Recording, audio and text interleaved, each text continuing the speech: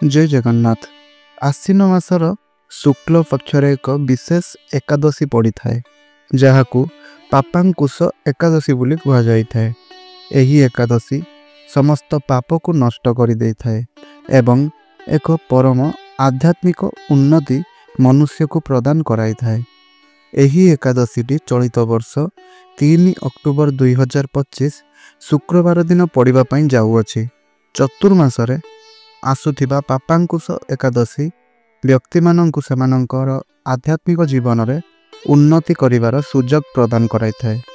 तेणु आजिर एही भिडियो रे आसंतु जानिबा एही पापांकुश एकादशी केउं दिन पड़िबा पई जाउअछि, एहार शुभ मुहूर्त गुड़िक कौन रही अछि एवं एही एकादशी उपवास भांगिबार समय कौन रही अछि। तेबे बंधुगण आसंतु आजिर भिडियो को आरंभ करिबा। ता पूर्वरु आपण माननकु गोटिए अनुरोध, आजिर एही भिडियोटी को आपण गोटिए लाइक करि दियंतु। कमेंट बॉक्स रे जय श्री हरि विष्णु जय मां लक्ष्मी निश्चय रूप रे लिखि दियंतु एवं भिडियोटी को आपणकर परिवारर सदस्य एवं सांगसाथी माननक सहित शेयर करंतु। आउ चैनल टी रे नुआ थिले चैनल टी को सब्सक्राइब करि नियंतु।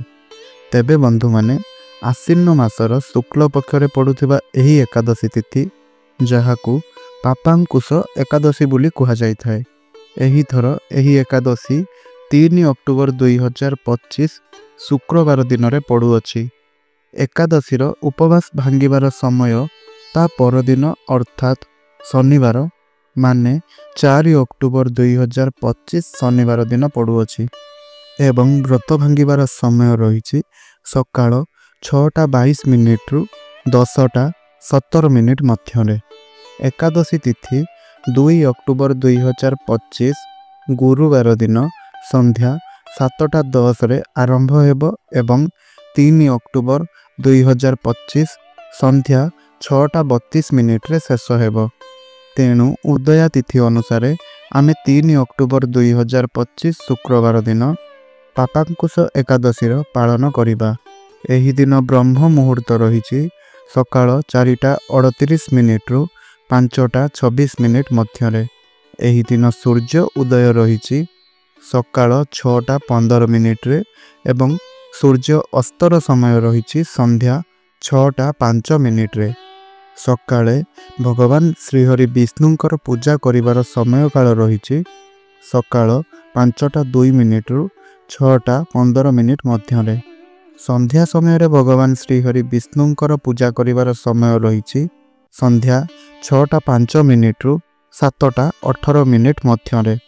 एही पापांकुश एकादशी रे सर्वार्थ सिद्धि जुग एवं रवि जुग मध्य सृष्टि हेउअछि एवं एही दुईटी जुग को अत्यंत शुभ बोली माना जाइथाए, अत्यंत पुण्य बोली विवेचना करा जाइथाए।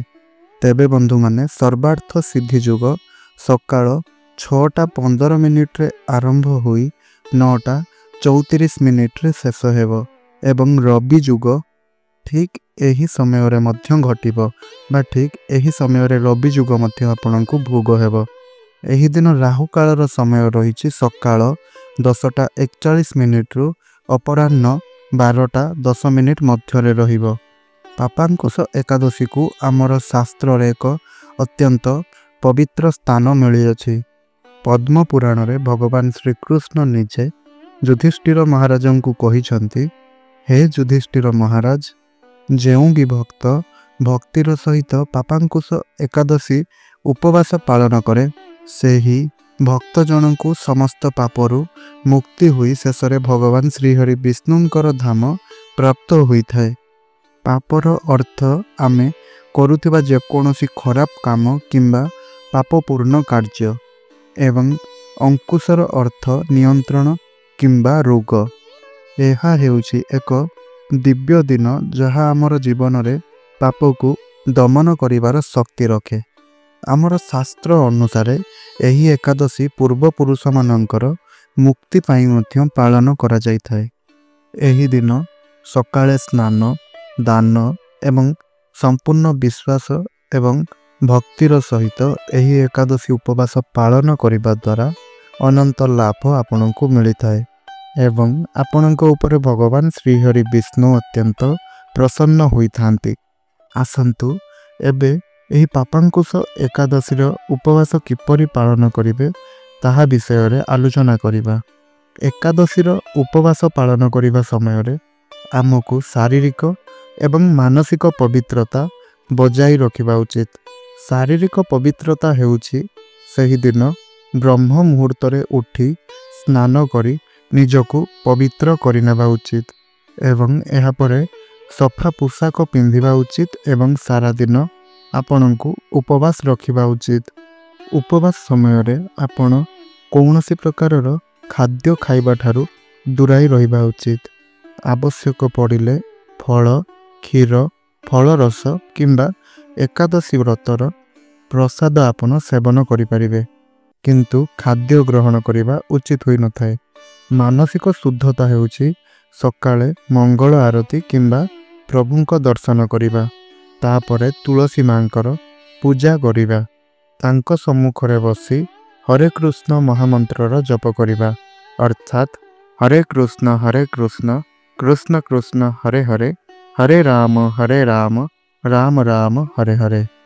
ଏହି ମହାମନ୍ତ୍ରକୁ ଯେତେ ସମ୍ଭବ ଏକାଗ୍ରତାର ସହିତ ଜପ କରିବେ। ଆପଣ ମଧ୍ୟ ଚାହିଁଲେ ଦିନସାରା ମାଳ ଜପ କରିପାରିବେ। ଭଗବାନଙ୍କ ବିଷୟରେ ଯେତେ ବି କଥା ଅଛି ତାହା ଶୁଣନ୍ତୁ ଏବଂ ଭାଗବତ ଗୀତା ଏବଂ ଶ୍ରୀମଦ୍ ଭାଗବତ ଭଳି ଶାସ୍ତ୍ର ଅଧ୍ୟୟନ କରନ୍ତୁ।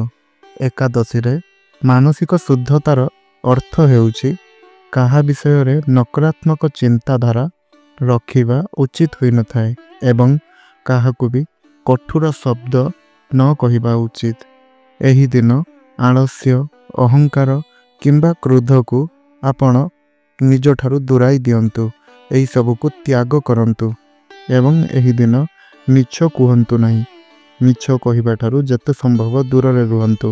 ଅଯଥା ଜିନିଷ ଏବଂ କାର୍ଯ୍ୟକଳାପରେ ଆପଣଙ୍କର ସମୟକୁ ନଷ୍ଟ କରନ୍ତୁ ନାହିଁ ଏବଂ ଯଥା ସମ୍ଭବ ଭଗବାନ ଶ୍ରୀକୃଷ୍ଣଙ୍କ ଉପରେ ଆପଣଙ୍କର ମନକୁ କେନ୍ଦ୍ରିତ ରଖନ୍ତୁ।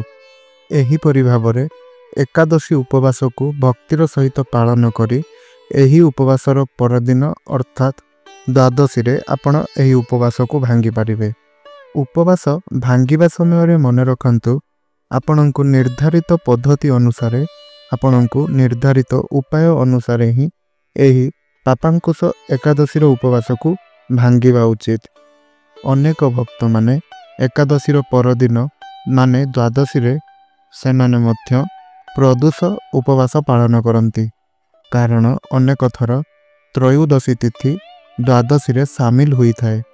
ତ ଏପରି ସମୟରେ ପ୍ରଦୋଷ ଉପବାସ ଏକାଦଶୀର ପରଦିନ ତ୍ରୟୋଦଶୀରେ ପଡ଼େ ଏବଂ ସେହିପରି ପ୍ରଦୋଷ ଉପବାସ ଅର୍ଥାତ୍ ଶନି ପ୍ରଦୋଷ ଉପବାସ ଏଥର ମଧ୍ୟ ପାପାଙ୍କୁଶ ଏକାଦଶୀର ପରଦିନ ପଡ଼ିବ। ତେବେ ଏକାଦଶୀ କିପରି ଭାଙ୍ଗିବା ଉଚିତ? ଯେତେବେଳେ ଆପଣ ଆପଣଙ୍କର ଏକାଦଶୀର ଉପବାସକୁ ଭାଙ୍ଗନ୍ତି ତ ସର୍ବପ୍ରଥମେ ସମସ୍ତ ନିର୍ଦ୍ଦିଷ୍ଟ ନିୟମ ଗୁଡ଼ିକୁ ଆପଣ ପାଳନ କରନ୍ତୁ। ବ୍ରାହ୍ମଣମାନଙ୍କୁ ଭୋଜନ ଦାନ କରନ୍ତୁ ବା ଖାଇବା ପାଇଁ ଦିଅନ୍ତୁ। ଭଗବାନଙ୍କୁ ଖାଦ୍ୟ ଅର୍ପଣ କରନ୍ତୁ। ଆପଣଙ୍କର ସାମର୍ଥ୍ୟ ଅନୁସାରେ ଦାନ କରନ୍ତୁ ଏବଂ ଉପବାସ ଭାଙ୍ଗିବାର ଅନ୍ୟ ସମସ୍ତ ନିୟମ ଗୁଡ଼ିକ ପାଳନ କରନ୍ତୁ। ତାପରେ ଯେତେବେଳେ ଆପଣଙ୍କର ଉପବାସ ଭାଙ୍ଗିବାର ସମୟ ଆସେ, ପ୍ରଥମେ ଭଗବାନ ଶ୍ରୀହରି ବିଷ୍ଣୁଙ୍କୁ ଏବଂ ଭଗବାନ ଶ୍ରୀହରି ବିଷ୍ଣୁଙ୍କ ସହିତ ଭଗବାନ ଶିବ ଶଙ୍କରଙ୍କୁ ପ୍ରାର୍ଥନା କରନ୍ତୁ। ଏହିପରି ପ୍ରାର୍ଥନା କରି ଆପଣ ଭଗବାନ ଶ୍ରୀହରି ବିଷ୍ଣୁଙ୍କ ସହିତ ଭଗବାନ ଶିବ ଶଙ୍କରଙ୍କର ଆଶୀର୍ବାଦ ଆପଣ ପାଇପାରିବେ।